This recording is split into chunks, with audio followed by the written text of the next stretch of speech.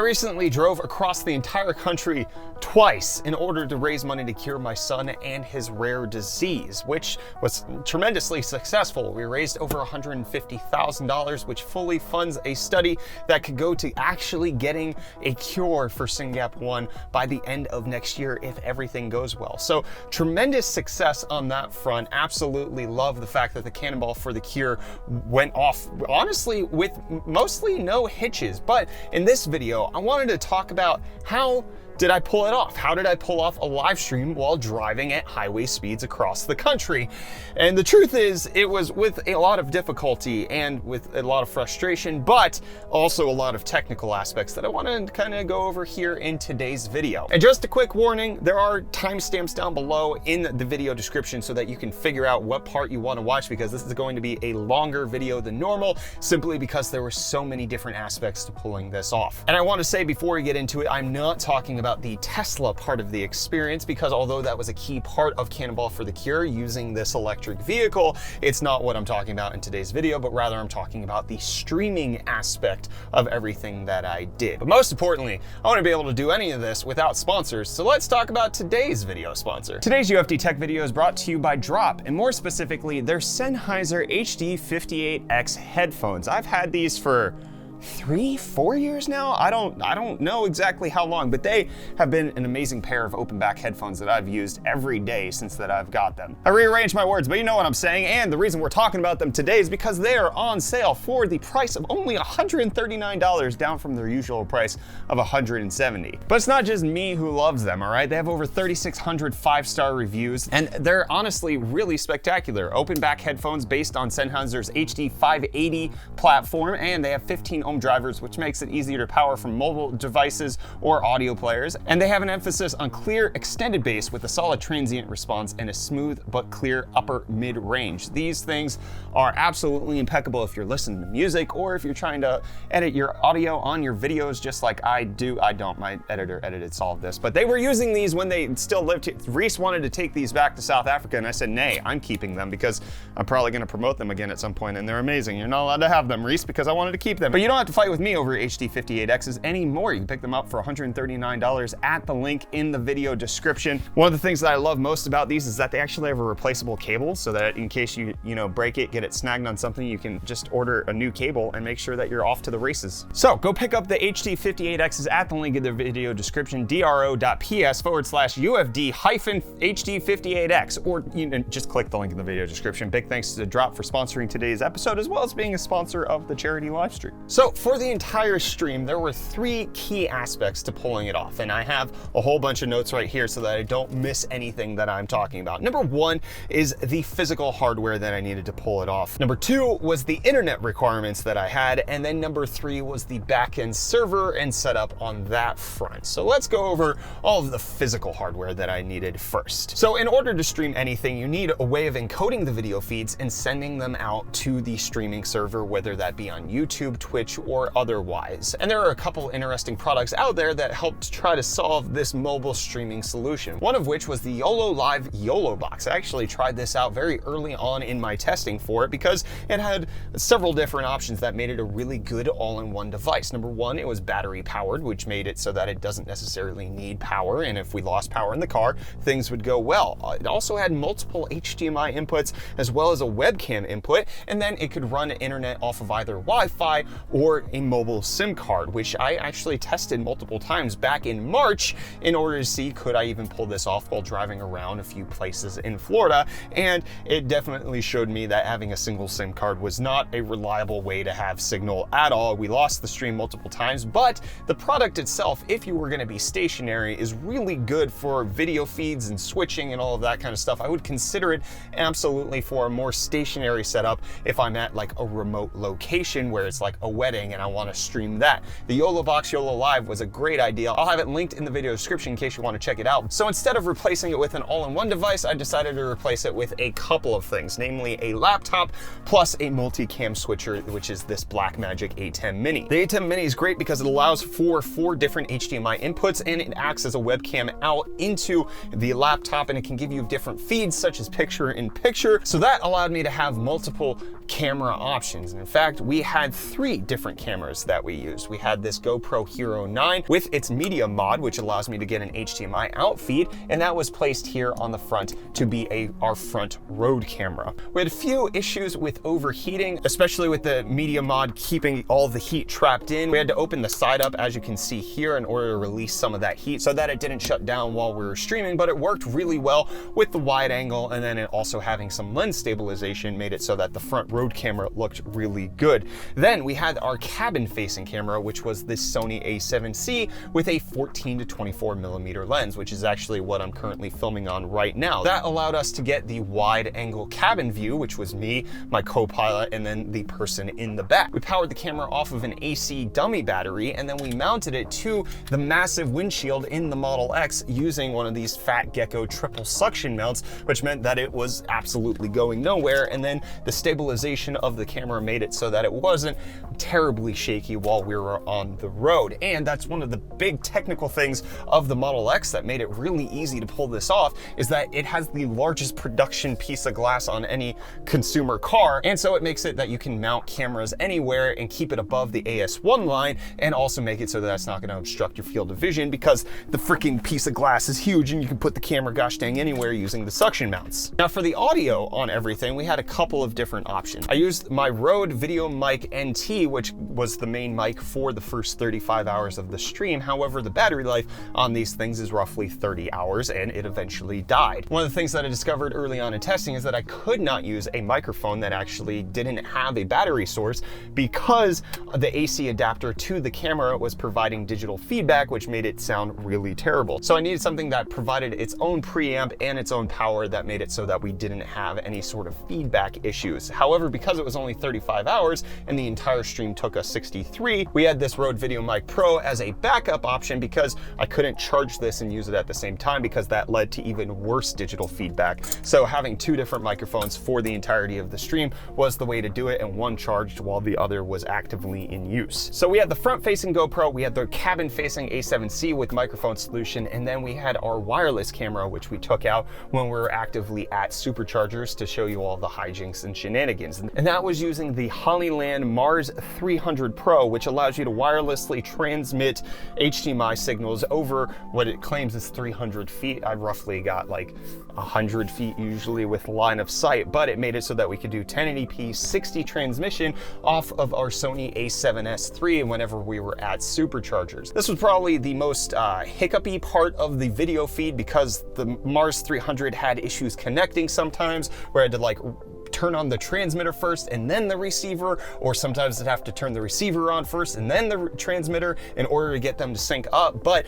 it did mostly allow us to have on-the-go camera solution. And in order to get audio outside the car, we use this DD V-Mic D4 Duo, because it has front and rear capsules, so that whoever was holding the mic, which was usually me, could speak and you could hear my voice from the back, but then it could also capture whoever was in front of the camera.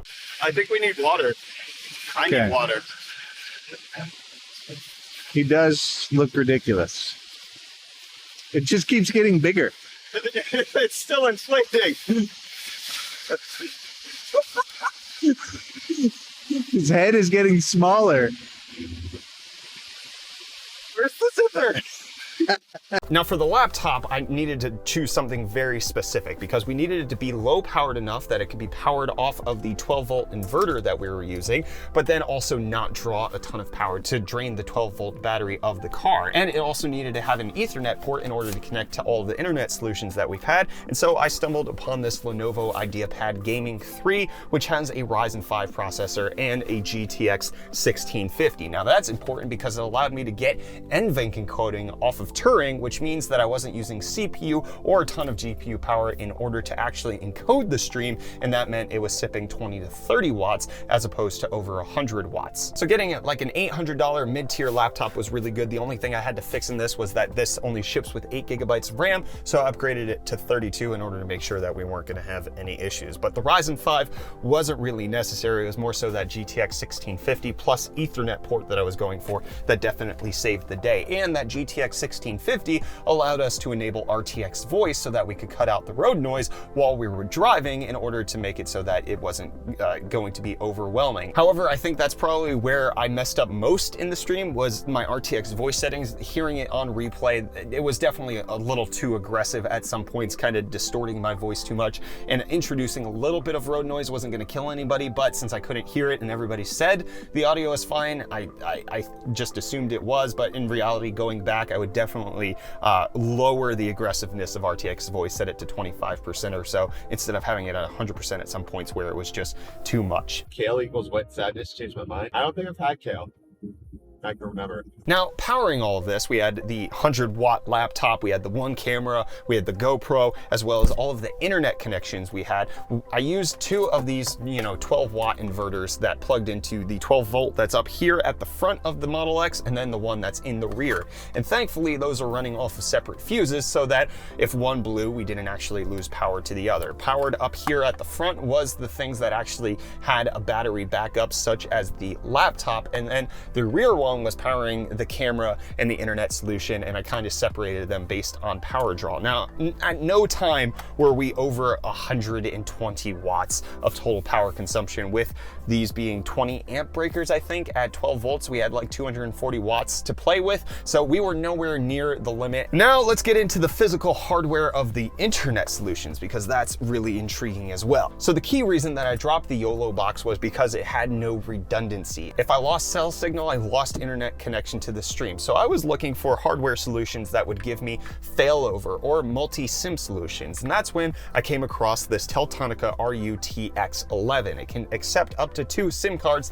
and has automatic failover. And at one point I actually even found a triple SIM failover router. However, the issue that I found with these is that they actually don't fail over fast enough to really matter when it comes to driving 75 miles an hour down the highway. I never actually ended up getting the failover to work quickly enough. In order to verify the cell signal is down, it pings an IP address, and by the time that comes back and it verifies over like 2 or 3 times that it's actually down, you've already re-entered new cellular signal, and that initial mobile line is totally fine. So both this router as well as the triple SIM or failover router have the same issues that I've discovered when driving at that high rate of speed. You cannot have failover that's fast enough to matter, because by the time it does fail over, you should have just stuck with the original carrier anyways. So the way I got around this was by using software rather than hardware. And just so you know, we had all 3 major carriers here in the United States operating at one time. So that's T-Mobile, who's merged with Sprint, so Sprint's gone, AT&T, and Verizon. We had all 3 solutions here in the car, and I'll go into a bit more detail on that for a little bit, but I ended up using this one for the AT&T signal, then I used this router for the T-Mobile signal, and then for the Verizon signal, I had it plugged into a Pixel 2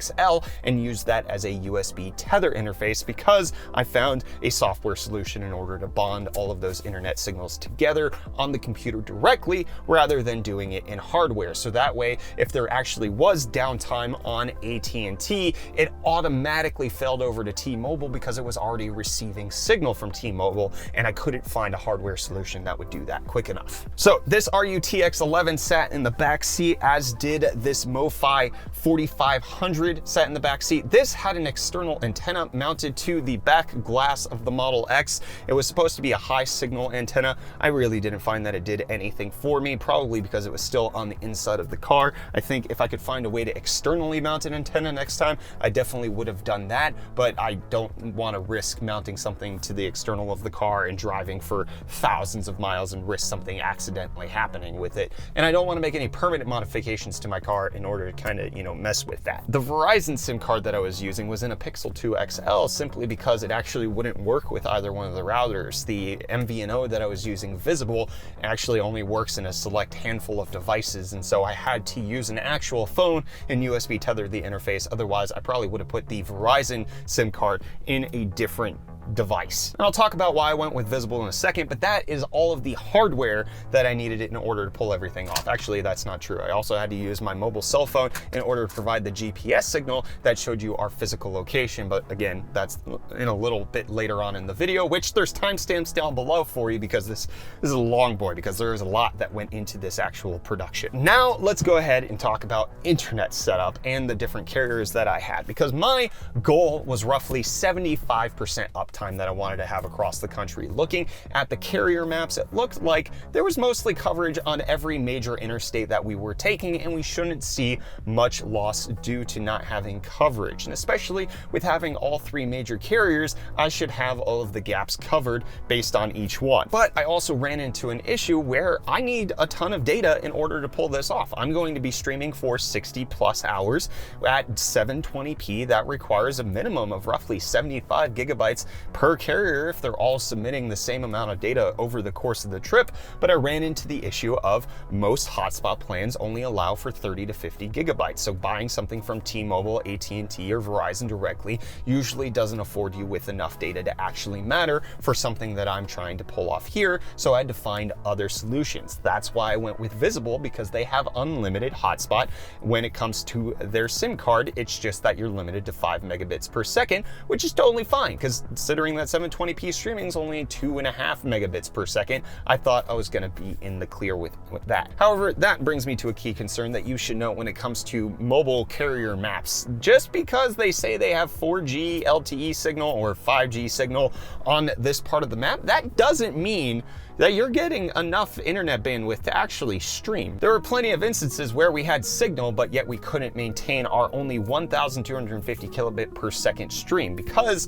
as I discovered, 2.5 megs was too much for all of the upload to be handled. So I dropped it to a 480p stream, upscaling it to 720 in order to reduce our internet requirements. So the entire time when I'm talking about internet downtime and us losing signal, keep in mind that I was only trying to upload at 1.25 megs for the entirety of this stream, and we still weren't able to transmit that in some parts. So I already told you about the Verizon plan that was on Visible. Now, when it comes to the AT&T and T-Mobile plans, I actually found a RV solution because any actual MVNO setup that I found was either pay per gig, at which point I'm looking at $750 to $1,000 per carrier in order to get everything set up, or I'd have to find some like permanent home internet solution. And that's where this guy comes in. This is a router from Unlimitedville. They are kind of a last mile rural solution which uses LTE signal to bring internet to people's homes or RVs. And in case you want to check them out, I have a referral link in the video description. But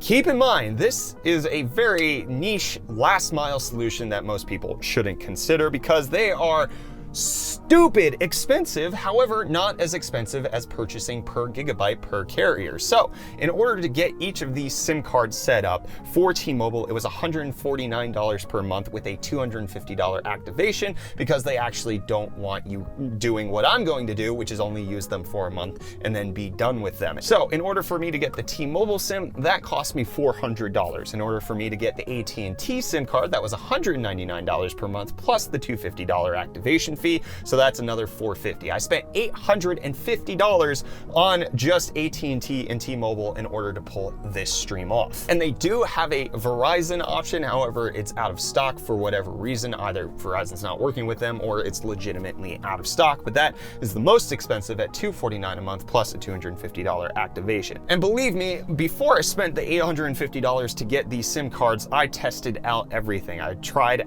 the actual carriers, T-Mobile, Verizon, and AT&T. I also tested out MVNOs such as Ting, US Mobile, H2O Mobile, Mint Mobile, and all of those, but they all suffered from the same data limits or pay per gig issue that I was inevitably going to run into.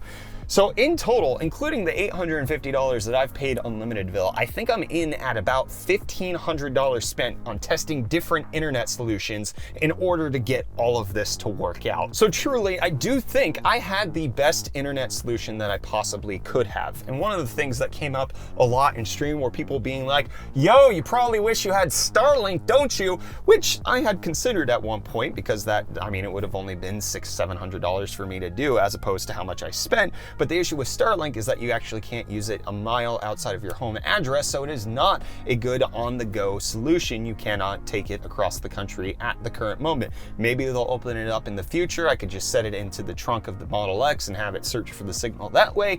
But as it stands right now, Starlink was not a good solution, and it really was only LTE service that I could depend on. So I spent a lot of money, found a bunch of different solutions, and let's go ahead and talk about the breakdown of how each carrier performed. So I'm going to give you the amount of data that I used per carrier, and then I want you to guess which carrier did what. So for the lowest amount, we had 36.1 gigabytes. For the middle amount, we had 51.98 gigabytes. And then for the highest amount, we had 83.74 gigabytes. I'm going to pause for a second. I want you to guess which carrier did right. So the lowest data usage one was Verizon, the middle one was T-Mobile, and then the highest used one was AT&T.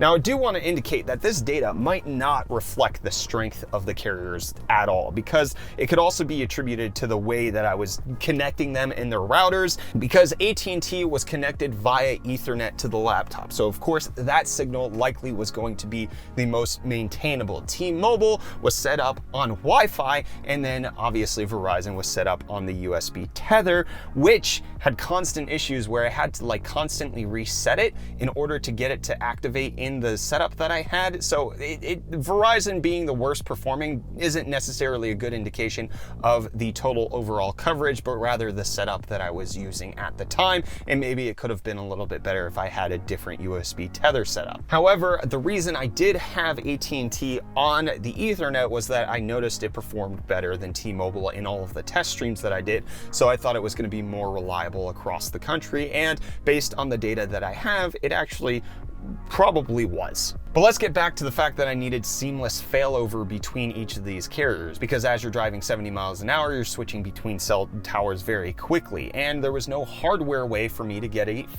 failover fast enough. And that is where Speedify VPN comes in. This is something that I discovered pretty late in the game before the stream actually happened, where it makes it so that it can bond multiple internet connections on your computer together to create either a failover solution or a faster solution where it's aggregating them all together quickly. So you have speed mode for when the data speeds are low and you need to use multiple internet solutions to get to the 1.25 megabit per second speed, or it had redundancy mode for when, you know, AT&T would drop out and then T-Mobile would be the one that's active. And the streaming mode on the software makes it so that it'll dynamically choose between all of those for me, which is what I had it set on the entire time. So as I mentioned, AT&T was on Ethernet, T-Mobile was on Wi-Fi, and Verizon on USB tether, and Speedify was able to bond all of those together and make it so that it was dynamically choosing which internet connection I wanted to use. I turned off the VPN encryption so that there wasn't any overhead for that, and made it so that I was just really trying to connect to the servers. Now there is some interesting data that I have from Speedify regarding the stream. So there was 4,633 times that Speedify had to step in and change the internet solution in order for us to maintain a usable connection over the course of the streams. It had to fail over 1,181 times, and we had to restart our OBS 911 times, which I'll talk about in just a second. And the total amount of time that we were connected was 91 hours, which the total time that I was streaming was 118 hours, which means we ended up with 77% uptime for the Cannonball run to and from Los Angeles. So I did end up with over 75% uptime, but 77% was actually pretty low and not as good as I would have liked it. I really wanted to be in that like 85 to 90% region. But there were a few places where there was major signal loss, like the entirety of Arizona. I just could not get connection on any of the carriers, or if it did, it was at like half a kilobit per second. It really wasn't anything good. And then there was also major signal loss in major metropolitan areas like Las Vegas. Vegas. We just couldn't get a reliable connection there either. And then there were certain places across the country where there were like minor hiccups where the cell signal would disappear for a couple of minutes, such as at state lines. I noticed was typically where things would happen. As I crossed from one state to another, the internet would go down and I'd have to reset the server. So let's talk about how we got all of that set up, because even though we streamed for a total of 63 hours, we only had to reset the stream once, and that was because Twitch had their source code leaked and they reset our stream key halfway through the entire stream, so I had to reboot it at that point. But for the most part, we didn't have new stream instances every single time we lost internet, and that's because I investigated how other IRL streamers do things, and they have a backup OBS solution that they stream to. The one that I went with was Psynaps SuperStream system. This made it so that when our internet failed, it automatically switched to a different scene on this cloud OBS server and had that internet brokey screen that people became intimately familiar with over the course of the stream. So when our internet went down, it switched scenes and still maintained connection, spitting that out to Restream, which then put everything out to Twitch, YouTube, and Facebook, which is where we were streaming for the majority of the time. And instead of setting up my own cloud OBS solution, since I wasn't going to be able to be home to maintain and make sure that there was 100% uptime, I paid somebody in order to be able to do it, and it cost me about $185 in order to have that cloud OBS solution run on a server that I could guarantee would have the uptime that I wanted. However, we did encounter a really frustrating and weird bug during the course of the stream, which is when our internet would disconnect, it would sometimes, when we reconnected, only feed a black screen to the cloud OBS server and make it so that you could get audio, but you couldn't see the visual, even when we had full internet signal. So that actually led to a lot more downtime and is the reason why we had 911 streams, because we had to constantly on our side click stop streaming, start streaming, and then sometimes it would actually capture the video and the audio, but a lot of times it would just continue to send in a black screen with only the audio. And that's something that didn't show up in any of the testing that I did. So we had to constantly be restarting the stream, even though we had proper internet solution, and people in chat were just like, oh, the internet sucks here, when in reality the internet was totally fine, and it was our connection from the laptop to this remote server. And I can't tell if that was because we were using mobile internet or if it's because it was an issue with the cloud OBS solution, but I can say that it got tremendously worse as the stream progressed, to the point where as I was ending the stream on my drive back home, there was a good, I believe, half an hour where it was down, where I was constantly clicking stop stream, start stream, stop stream, start stream, and it just never came back up. So to the point where when I finally pulled into my driveway, I connected to my home Wi-Fi and just streamed to Twitch directly, because that was the only way I was actually going to get the feed up. I do think it was actually connected to the cloud OBS setup rather than the laptop or internet solution, but I can't verify that 100% at this point. But overall, it did work great when we did lose connection, because it would show you the internet brokey, it would have live donation information and the progress bar and live maps to show you that we were still moving, even though the internet was down and we were completing the cannonball run driving from New York City to LA. And the way that I pulled that off was by finding out more information about how IRL streamers actually do things, and I came across this RealtimeIRL app, which runs on my phone, which was made by Muxfd. He actually created this himself and has an easy API to work with, where you just turn on Realtime IRL on your phone, and then it automatically broadcasts your GPS data, which you can convey in different formats such as open maps, and show either where we're at generally in the United States like we had on the main screen, or you could get it very zoomed in where it's showing you exactly what highway we're on. Also, because the API is really easy to use on the back end, we had one of our people in our Discord, Cam and his cream cheese, thank you very much Cam for developing this, made it so that we had a progress bar for the entire way, because the way we made that happen was taking our current position, dividing it against the endpoint in Los Angeles, and then just showing a percentage based off of that. So even though it wasn't technically correct based on the amount of distance traveled, it was correct based on an east and west value, which was good enough and constantly showed that we were making progress according to the entire way that we were going.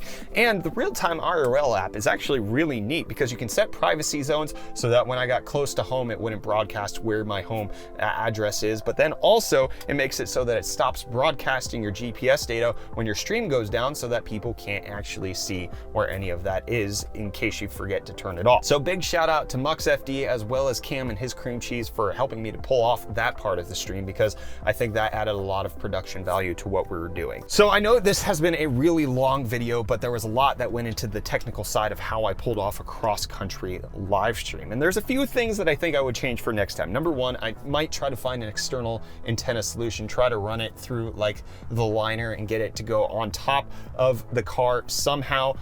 I think it would probably provide better signal. Then also having a better way to get connection for the USB tether, maybe get like one of those USB hotspot devices rather than installing the visible SIM card in a phone. Try to get it set up in a different connection port, although the visible SIM just gave me so many issues that I think maybe the phone was the best idea. Also, I would like to get a better use of the RTX Voice. I wasn't quite sure how that would work. Now that I've heard myself after the fact, I probably would be less aggressive. And then additionally, I definitely would like to figure out the black screen restart issue that we had. That was probably the most frustrating portion of the entire thing. When we know that we had good internet connection, you guys couldn't see us. We probably would have had closer to 85% uptime had we not had that one particular issue. And I would definitely do a lot more testing next time in order to make sure that that doesn't pop up anymore. And then maybe, you know, there's Starlink next time that we could use as our internet connection to reduce downtime as well. But I hope that's enough to let you know how we pulled off a cross-country live stream. In case anybody's looking to do mobile live streams like this in the future, I have everything linked in the video description for you in case you're at all curious about doing something crazy like this, like we did. Definitely don't do it for as long as we did. 110 plus hour stream is just too much. But I do want to thank all of the sponsors that we had for the stream. We really could not have pulled it off or even have afforded it without the sponsors that we had. So obviously Drop sponsoring today's video, but they also sponsored the charity live stream. Linus Tech Tips for sponsoring all of the water bottles that we handed out, as well as matching up to $10,000 in donation. LTTstore.com, Helix Sleep for providing the pillows, as well as helping to sponsor some of the funds that went towards doing all of this. NZXT, big thanks to them. The Ridge, Silverstone, iBuyPower for sponsoring a PC giveaway, Bespoke Post, Asatek for sponsoring a GPU to give away, and SynGap Research Fund for allowing me to host this event and pull it off. And big thanks to my co-pilots, Peter and Kevin, for sticking with me during the entire trip, because it was an absolute blast, and I'm excited at the amount of money that we raised. And I'm also kind of excited about the tech aspect of how I pulled this off, and hopefully you are as well. I'm not going to belabor this anymore. Thank you so much for watching this. In case you want to see one of the PCs that we did end up giving away for the charity live stream, you can check out the latest PC build video that we did right on over there. And I will see you in the next UFD Tech video, my friends. Cheers.